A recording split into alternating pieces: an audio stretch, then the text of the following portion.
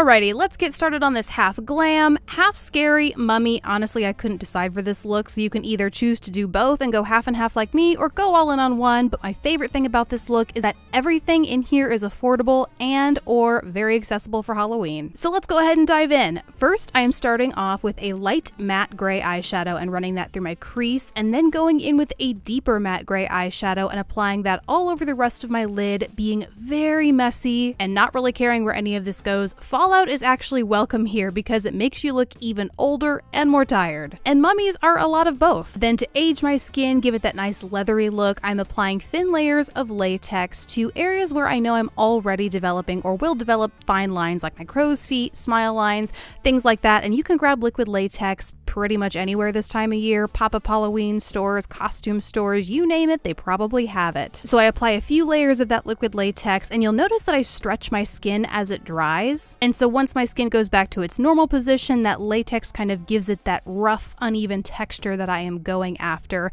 And honestly, after seeing myself like this, I wanted to invest in a ton of really good skincare.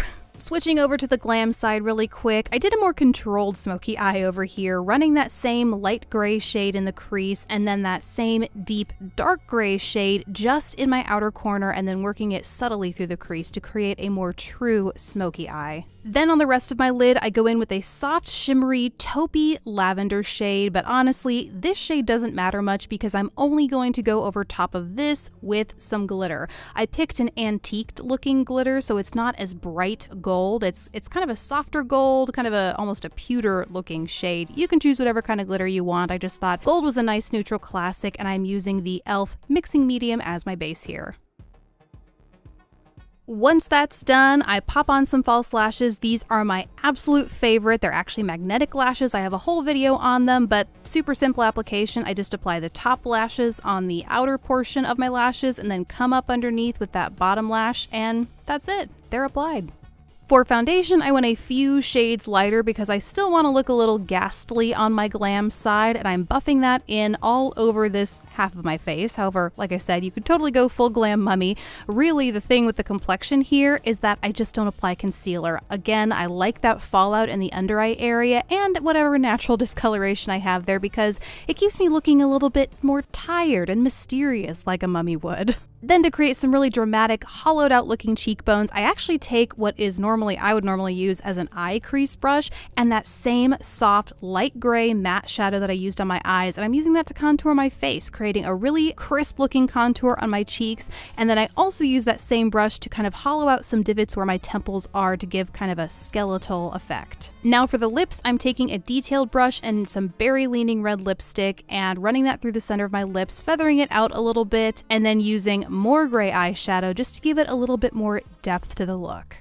Okay, now we get a little gross. I'm taking tweezers here just on the mummified side of my face, and I am picking apart some of that latex that has since dried. The lips, I find it really impactful to create a dry, flaky lip here, and I also just picked kind of random places across my face to help distress it, where I then went in with more of that dark gray shadow, the darker gray this time, and started filling in and emphasizing those holes or areas that I chose on my face. I took a quick pass with some translucent setting powder to take some of the shine out of that latex. I could have used more if I'm being honest, but just a little bit will do. And then I go back in with that same red lipstick from before, and I just add that to the perimeter of the wound to make it look a little bit more, you know, wound-like.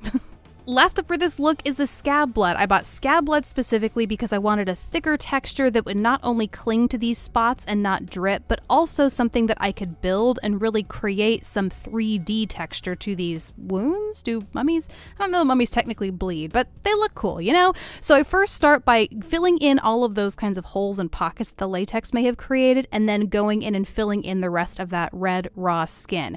Then, like I said, I layer up that blood because the more you layer it, it does create kind of a more dimensional texture across the skin. The very last part of this look is to find something to wrap yourself in. You could use gauze, toilet paper. I just happened to grab, while I was at the costume store, this stuff called creepy cloth. Not my first go-to because it kind of looks like a blanket rather than tight mummy wrappings, but honestly, you could really pull whatever you got going on, and it's going to be a scary looking costume no matter what. So that's it from me, guys. Really hope you enjoyed this look, and as always, I would love to see if you guys recreate this. Be sure and tag me wherever you post it. Thank you guys so much for watching. Please don't forget to subscribe if you haven't already, and I'll catch you in the next video.